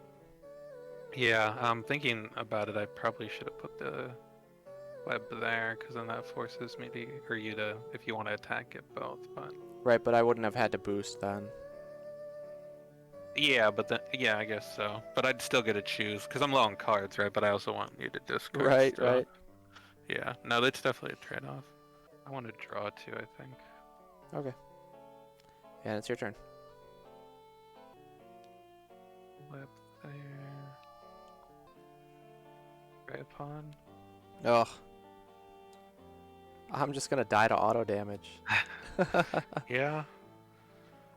I do have 3 more, apparently. Yep, 3 more. Plus you And have your both of your attacks, which if I'm on a web, it's going to be 3 auto essentially. yeah, that's true. Attack. Go with haste. Disengage.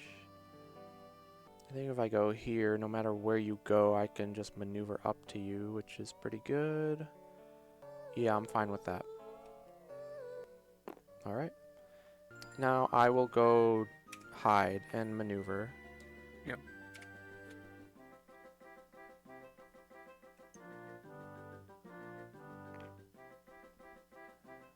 And I will attack.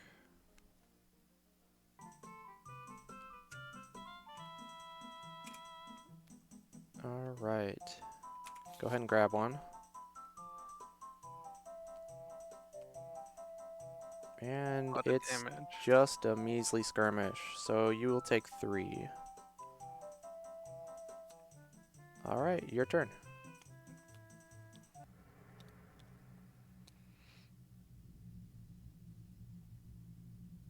Maneuver. And maneuver. Okay. I will go Jekyll, and I'll maneuver. I'll go 1, and then I'll maneuver again, and I'll go 1, 2.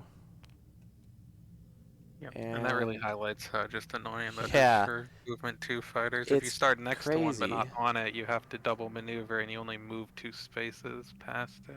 Or Right, like so from where you started. it wastes one of your movement points there because you don't even have an additional one. So Yeah. I had Yeah, to it's stop almost here. like 3 movement it's taken away or 2 movement it's taken away instead of 1. Yep, pretty 2 whole crazy. movement points. Yeah. Alright, your turn.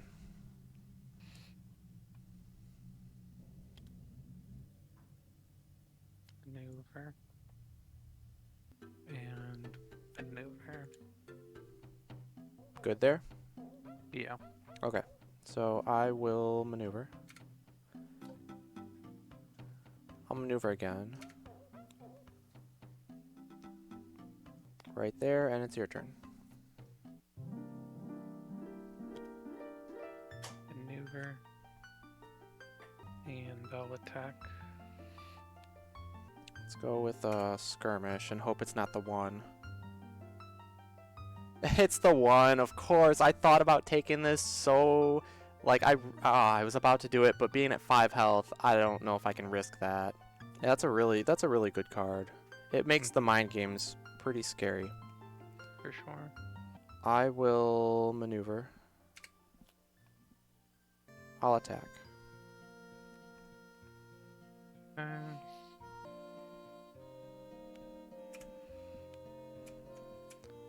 Okay, so yours goes first. You get to move Yep. me up to 3. At least I can't end on a web here. True. And then after you move me 3, I'm going to get to move up to 2 and transform. Into the pit. Into the pit. Not a huge fan of that. I'll go on to the web. Your turn. Gonna start with Gossamer threads. So this only works, keep in mind though, if you are on a web. Yes. Oh, you are. Oh, it am was hidden. Nice, okay. That gets removed, and then I can move the others up to 3 each. Yep, and you And can then move any me onto web the... that passes through you, yeah. Or this one would Yep. be an option as well, Right. since you stood on it.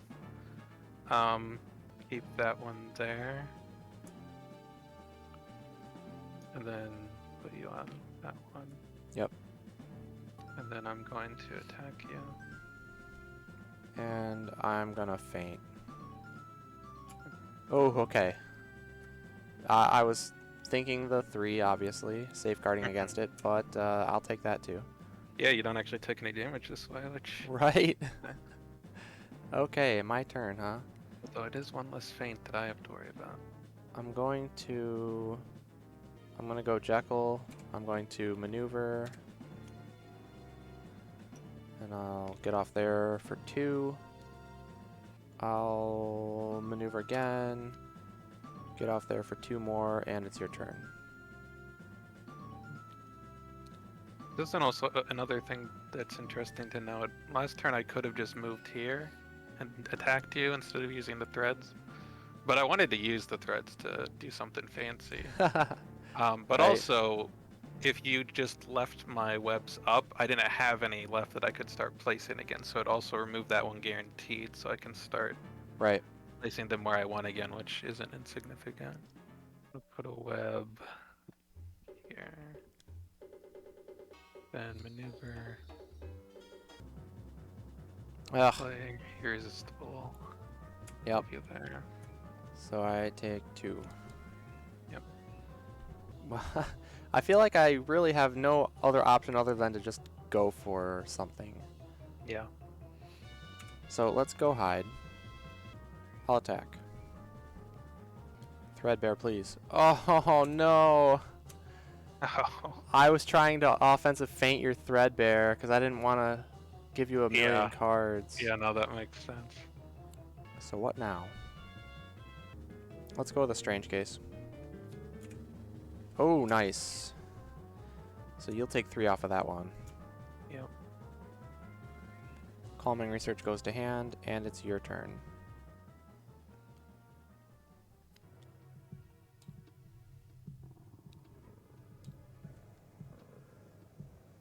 Oh, ouch. Prey upon. I can't maneuver as hide anymore. Well, until you play that common research you just got in hand. Until you hit me with your 1 value attack that finishes me off. Yep. Yep. Or obviously your 3, you would have done it if Yeah. you had it, but Yeah. Maneuver. you want to end there? Yeah. Okay. I will go Jackal, of course. Yep. I will Calming Research, and I'll draw the 3. Yep. I put 2 on bottom. Let's go.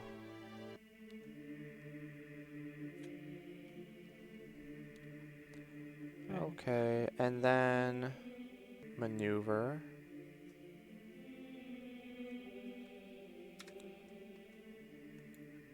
And it's your turn.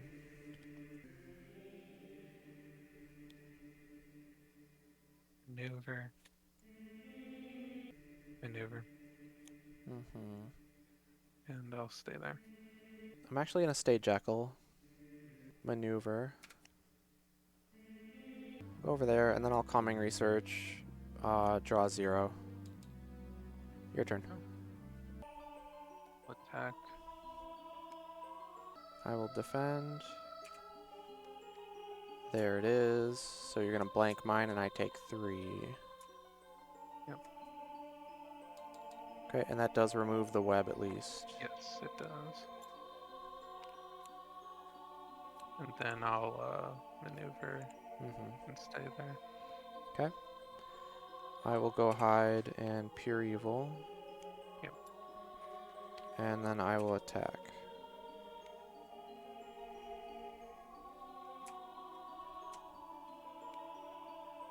Feint, please. Alright. There's 3. And it's your turn. I'm gonna put a web here. And then I'll attack. Is it the other 3? It's not. Okay, so I get to transform. And you get to draw 2, and I discard 1. I'll discard Madness Relents. I'll attack again. Wait, no, I can't do that, right? No, yeah, no, that was my first action. Right, correct? yep. Yeah, okay, just making sure. I was getting it mixed up with last turn. Alright, yeah, I'll attack again. Now do you have the other 3? That's the question. Well, if you I did do, draw I 2. die, so I have to defend. Yeah, you can't stop it, I suppose. And then I guess, is it going to be your 1? What do you got? Henge. Well, I'm assuming you're not swapping it. I am not going to swap it. Okay. What am I going to do? I'm going to maneuver. 1, 2. And I'm going to maneuver again. 1, 2, and your turn. Web here. Maneuver. And maneuver. I think I'm staying there. Yeah? Okay. Well, there's no way I'm winning in fatigue or any other means. Okay, I'm just gonna go hide. I will maneuver. So I take 1, 2. I'm gonna boost with Pure Evil. 3. I wish I could go 4, 5, 6 and pop it, but I can't. Yeah. Unfortunately. So let's just hit here. Feint. Yep. There's 3, and it's your turn. I believe you don't have any defense left for hide. You're correct. Kill me with the 1. It's happening. Perfect. Actually, you know what? No, I got a better play. Henge, and then discard the it for Henge the into the 1. There you go. Going out with style. Yeah, I was looking for the 3, obviously, to try to just Yep. kill you. But it was pretty close to the bottom, if not the actual. Oh, it might have been the actual. Nope, second No, to second to bottom. last. Oh, and there's the other ambush. The ambush. Yeah, I really had no hope. I had 2 Jekyll cards, but the max I could get up there was to 9 value. And even if you defend with Enchanting Melody, you only take 6, and that brings you down to 1, and then I die to the after combat. I should have double maneuvered. I mean, just in case you're the bottom 2 or 3 cards were, because you had 5 cards in deck, so if the bottom 2 or 3 were your last Feint and the cancel, I could have killed you with the Forever Hide. So I guess that was a bad play ultimately. I should have just waited, but I figured that it was such a slim chance anyways, might as well just go for it. The Tangled Web was second to last, but that Feint I'd been holding regardless. for a while. Yeah, so I think I had 1 Feint in opening hand, and I saved that for quite some time until I used it on, what was it? What was the... You feinted my Feint. Was it the first... Yeah, the first Forever Hide I feinted as well. And then the Disengage also really helped kind of maneuver around and get some damage through. Those are really good. I feinted one. They're really good debate, like you said, when your opponent's on the web. Yep. Because they might not want to block in case they expect the 3. Right. And if they don't block, like you didn't in that one case, you take 4, which is huge. Yep. And then I feinted the other because I was feinting to try to hope to feint your Tangled Web. I took 2 from that because it was a Disengage, and then the next one I didn't defend because I don't think I had the feint, or I didn't want to use the feint there, and I was hoping it was again the 3, and then I took 4, so that was 6 damage from Disengages, which was huge. Yeah. I'm surprised it did come down this close because I thought I was getting destroyed after I feinted the first Disengage and then took 4 undefended with the second one. I thought there was no way I was coming back. Yeah, I was feeling pretty good early on, obviously, when I got you low with the Disengages, but then I'm like, wait, no, you've got like so much scheme damage left if I'm not careful, and then the Forever Hides, even if I feint them, it's still 3, so that's 6 between those 2. Yep. Being able to get one of your strange cases off that your discard, that was huge, that takes away some of, I mean, up to 3 auto damage. This deck makes a lot of mind games, and it's very scary to play around. For sure. It just seems like it has everything, and it's ranged. So, I don't know. Seems really powerful. She's very strong. So, do you have a favorite card? Ooh, that one's tough. Got to be close between Threadbare and probably Slightest Vibration. Both very cool cards. I also like the idea of Gossamer Threads, but I don't know. I feel like it's not quite there for its usefulness. I think if I had to pick a favorite card here, it's really hard. I really like Henge just because of the way it works with cards like Slightest Vibration, like you pointed out, and with a Tangled Web, and it just works out really well with those. I really liked Enchanting. Yeah, right. And I really liked Enchanting Melody with the 1 health sidekicks, but in this matchup it seemed significantly worse. I think Henge just really is probably my favorite because it plays into the mind games of everything so much. Yeah. And it's just a really cool card, even though it's like we've seen this kind of effect before in other custom decks with Morgana, but still I think really fun, especially in this deck. So Yeah. Well, yeah, and that's the interesting thing too, because it's a really interesting, even though we've seen something like it in some of the other custom decks before, and I guess that we'll eventually see this in like actual fighters decks at some point too, because probably it's a something very similar. obvious type of effect. Like, Yeah. it makes sense to have something like this, especially for a character who's kind of like calculating and plans ahead, right? Like, I feel that fits this spider stalking or prey Yeah. type thing. But any character Right. who would be like slow and deliberate and consider, you know, that whole mind game thing, anything that plays into that, it makes sense for. But that being said, even though we have seen it and might see it more in future, because it is just a cool effect, it really does also rely on the other cards in the deck. Yeah. Because if there's nothing interesting to swap into, then it becomes a less impactful card and a less interesting card. Totally. But since there are so many options, like if they don't faint, you can throw in, you know, if depending on what they block with, the one that block, you can throw in the one to move them around. You can throw in the one that just ignores their card value. Yep. And if they faint it, then you know that's kind of your Then you're goal, fine. anyways, to Yeah. bait out feints. So. Right. And you can even maybe swap in something like an ambush just to pull cards out of their hand, even if you don't think there's Oh, gonna totally. be damage going through. Yep. Because you could snipe a really powerful card, or just if they're low on cards, you can try to get that advantage and keep pressure on them. So, Yep. yeah, definitely works really well in this deck, even though you might not always use it. All right. Well, let's see if we can get Gary on for an interview then. What's up, Gary? Not much. How you guys doing? Doing good, man. Let me Had a lot of fun playing this one for sure.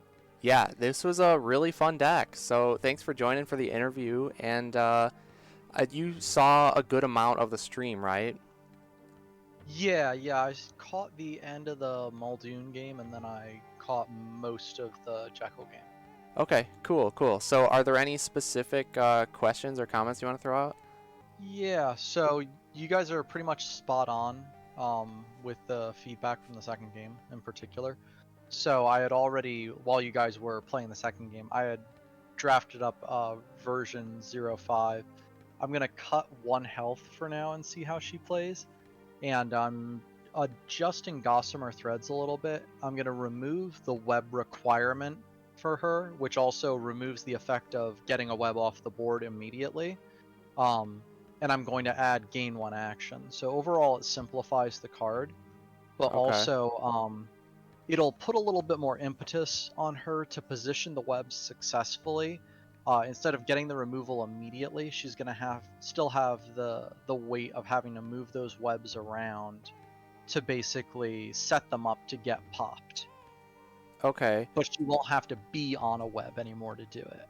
Yeah, I like the gain in action part. I wonder if you do change it to gain in action, if it would still be fine to require her to be on the web and remove it when she uses the card, because my thought process there is that would, as currently stands, allow her to place a web. If she doesn't start on a space with a web, then she can put it next to her or within movement range, and then maneuver, move on to it, play Gossamer, remove the web she's on, get the movement effects, and then also have 1 more action afterwards. Whereas if it doesn't require the her being on a web and removing it to trigger the other stuff, then she could basically move everyone, or move all the webs and potentially get multiple fighters on them,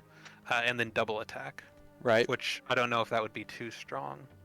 Yeah, I guess it depends. Yeah. How aggressive do you want the card to be, Gary? Yeah, because right now I feel like it's really very want- situational. Yeah, I really Whereas want that to could make push it- her deck towards more aggression right now. Okay. She has a lot in her kit right now that lets her sit back and force them to come to her. Yeah. It's also the only card in her kit that interacts with her being on a web, which kind of breaks the symmetry of the deck a little bit. Sure. And yeah, it was I I like that aspect of it personally, but I can also see wanting to Yeah, kind of consolidate it to where the opponent only has to worry about if they're on a web. right.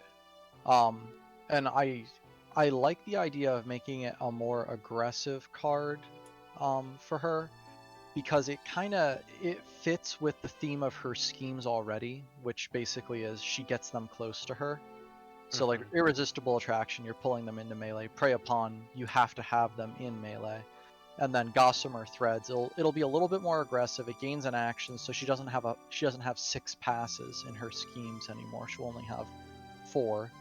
Also, I don't know if you guys ended up using it like this, but if she had like 2 webs near her and she moved on to 1, you remove that web. If you move the other web through her, you can move her as well. Oh, interesting. I No, did that not never came realize up. that Because actually. it's Yeah. each fighter, not each opposing fighter. Okay. That's pretty cool, especially now with gain in action. That seems like it's just going to make her way more aggressive. Yeah. Yeah. I really want to put it into a situation where, she kind of like gets in there and then sets up webs to stop them from getting out as quickly. Mm-hmm. I'd like her to be more of a hunter rather than like a trapper. Okay, that makes sense. Now, with that said, like, it's going to make her super aggressive. She was already feeling a little bit oppressive as it is. I feel like maybe having like 3 copies of Slightest Vibration might be a bit much because Yeah. like there's too many things you want to feint, right? You want to feint 2 ambushes, you want to feint 3 vibrations, you want to feint if you're on a web, of course, you want to feint Tangled Web. Yeah. Mm-hmm. So like there's so many things you want to feint, and that means you always want to play a feint if you have it, and if you run into a disengage, that really sucks. But I don't know, I feel like there's too many things you want to feint. I think we could probably get away with a slight tweak and cut a vibration because it is a conditional card. So I like the card. Yeah. So dropping it to 2 copies, it is one of those cards that when it underperforms badly, and Right. when it performs, it overperforms dramatically. Yep. Because it's a momentous shift that will activate. That's basically what it is. Yep. And if it's not, it's a regroup Right. that doesn't draw cards. Yeah. So I'm thinking I'm going to cut 1 and maybe give her a 3rd copy of Eaten Alive, which will help give her a little bit more defensive measures, and it Okay. also plays into that adjacency theme. True. Yeah. I do like that those are in there because, in combination with the schemes that want her to be close, that also gives her options for both offense and defense that you wouldn't necessarily expect from a ranged fighter. But I like that element of having those in there. Yeah. Yep. I'm also thinking about cutting Beguiling Beauty down to a 1. Yeah, Like a 1 value. I tested earlier this week with someone that I play with very casually. We just tried a couple games with it, and it was before this got changed to what it is now. It was the version where it's basically like a bewilderment for the combat effect, and then the after combat cares whether they're adjacent to you or not. If they are, then it's a defensive ambush essentially. It just doesn't boost the defense value since you cancel all the damage. Right. And then the other one, if they're attacking from range, it pulls them in close and you draw a card. I was just wondering what got you to change it from that to where it is now and always have it be the discard. Was it just too strong against like big card values? Yeah, it was tremendously strong against big values, which was happening more often than the discard being a problem. And then the Okay. other factor was it was always so often being a melee situation between the amount that she made people come to her and how she could position the webs.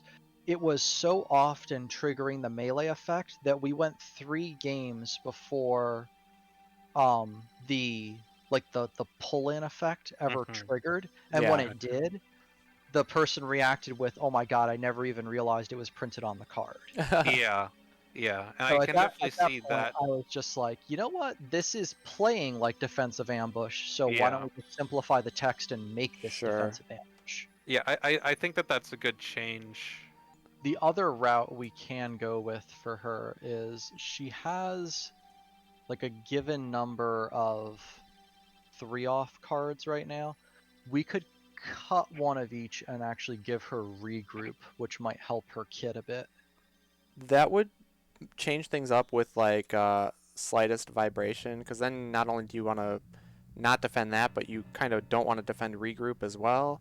And that's more of a punish if you don't defend the regroup, because then you're stuck drawing 2 cards.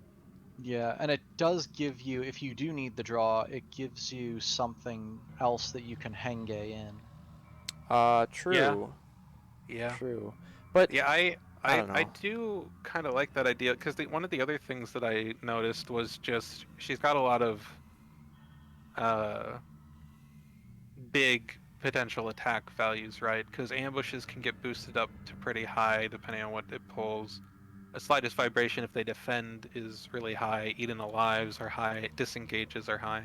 Mhm. So maybe throwing some regroups in there to not only help her withdraw potentially, because it Yeah, is something that she doesn't have a ton of otherwise, and also just to kind of lower the overall curve of how powerful her attacks are, since she does have a lot of them. And it also opens up more mind game possibilities, which is always it fits with currently what's in there, and also maybe cuts down on some of the overall power curve because a lot of decks have regroups just to kind of um, check the other powerful cards in the deck, right? So not all Right. yeah. 30 cards are like insane. Observing your 2 games and looking at like the 7 games I've played with her over the past couple of weeks, I don't think she needs 3 feints because she has Ooh, Tangled Web. I Yeah. like that. And she has 2 defensive ambush cards, which is a 2-for-1 trade Yep. on defense, and it's a pump value defense. I think cutting a feint out of her kit. Feint is like her throwaway card, I'm noticing. So Yeah. I think it makes sense It's to cut Yeah, that and give her actually, I your like third that. regroup. I do like Yeah. that too, I think. I really like, Gary, how you have Irresistible Attraction is so similar to Ravening Seduction. Yep, it's because I couldn't use Ravening Seduction, basically. Right? Yeah, there's no sidekicks, but this is perfect. Yeah. And I like how there's the Prey Upon too. Just, both of those 2 cards basically are in Dracula's deck, and now they're in this deck, so that's cool. Yeah, I like pulling common cards that aren't common yet when Yeah. I can do it. Yeah. It's fun being able to The Eaten Alive. recontextualize the card. Eaten Alive too. That one's not common yet. Yeah, yeah, that's true. I forgot that's Raptor only right now. Yeah. Yeah, very cool. I kind of have my own opinions on it, but how do you guys feel about 4 webs? Is it the right number? It seemed fine to me. Yeah, I'd agree, and I think especially with the change that you're thinking about too, Gossamer, 4 should be plenty because if you're not required to have as much legwork to set it up because you don't have to be on the web Yeah. yourself, then you can move it on to opponents and they either have to stay on the web and let you get your effects off if they want to prevent you from placing more, or they're going to maneuver off of it and you'll get 1 back at Right, least. exactly. So yeah, I think 4 seemed like a pretty good spot. The few games that I played casually earlier in the week also didn't run out of webs or anything like that. I feel like the only time you're going to is if you have really suboptimal web placements. Yeah. But it's just like once you play the character a few times, you're gonna know. I think 4 is a pretty good number. What do you think about it, Gary? I mean, were you thinking that was too many, not enough, or? I was thinking that 4 was pretty much fine. I had Cool. tested it with different numbers before, and 3 felt like you ran out pretty quickly, and opponents had a really good chance of, kind of baiting you to the other side of the map that you haven't set up yet, and then Yep. you just don't have an ability for the rest of the game. And then 5 was way too busy. Mm-hmm. Yeah. Having 4 of them, especially in a 3-player game, makes the combat very, very interesting. And I know like we always test these like 1v1, but we had done a lot of 3-player testing with her, and she causes a very interesting phenomenon to happen where she can get somebody webbed, but not necessarily be a threat to them because she's not in the zone to attack them Mm-hmm. at the end of her turn. So she can set up scenarios where it's really only advantageous for them to attack the other player. Right. That makes sense. And that kind of gives her an advantage in a 3-player game because if you can avoid conflict for a while the other 2 opponents just kill each other, I mean, you're a better off position. Yeah, it's interesting to think about like testing other game modes.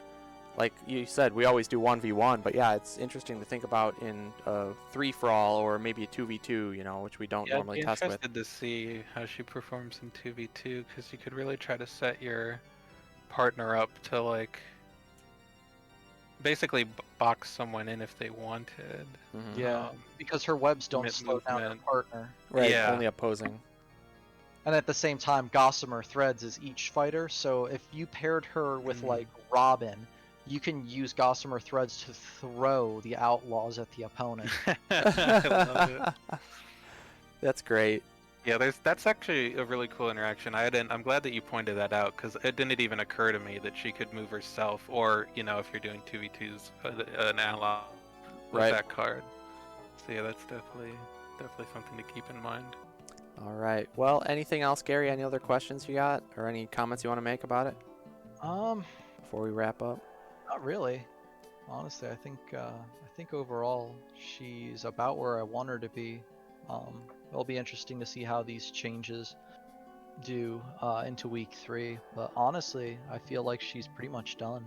Cool. Yeah. Awesome. Yeah, I'll probably try a few more games with her once you have those live. Yeah, with the just new to see how it changes. feels, and I'll include that in my Right. feedback that I leave on the Reddit thread. But yeah, I've definitely had a lot of fun with her on both sides of the equation. So Good. thank you I'm for glad. making a really cool deck. Yeah, no problem. Yeah. I make enough of them. Eventually, one of them has to be half. I've seen some of your other ones. I haven't really participated a ton in the Playtesting Guild yet, like giving actual feedback, but I've followed most of the weeks and watched some of Zero's other videos on them, and it's just a really cool like aspect of the community, custom deck stuff. So definitely plan on being involved more. But yeah, just seeing the work that you do and other people do, it's really fun to have just so many different people like throwing out different ideas and pulling characters that honestly kind of like some of the actual Unmatched sets that you wouldn't necessarily expect or maybe have much knowledge of beforehand, but Yeah, there's some really good community picks floating around. Yeah, for sure. So yeah, I'm definitely looking forward to doing more with that, and maybe eventually trying to do my own custom deck, but we'll see. I'm just the idea of balancing something is daunting, just because there's so much that goes into figuring out where a fighter is. But that's why this stuff is so great, because you can kind of that's what the guild get a is bunch for. of eyes on it and try to get to a good spot with it. So yeah, for sure. My goal for Gen Con is to force John to start a deck so that he cashes out his points. Yeah, I know he's got a ton of them built up. I looked at the little sheet that has like what everyone's got, and it's still got you at having no deck submission or waiving the deck submission. So you gotta eventually get one in there. Yeah, I mean, if I ever come up with one, then I'll be primed and ready to throw it in there. You'll be first on the on the priority for sure. Right.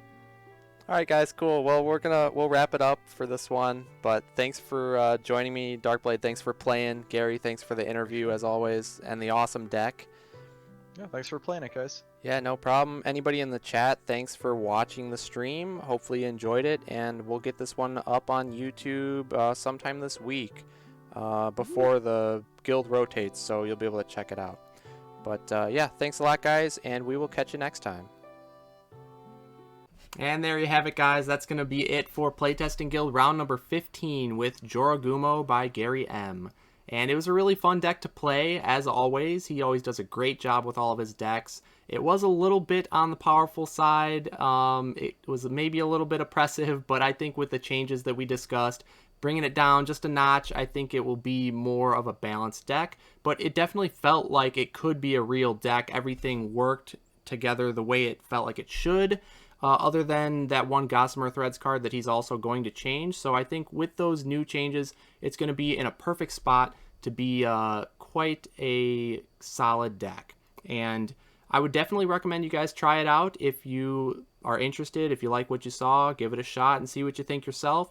jump on over to the Reddit page and give your feedback. As always, you can get your participation points and maybe get one of your decks in the spotlight coming up. So that's going to be it for this one, guys, but thanks again for watching. I'm ZeroSkater12, and I'll see you next time.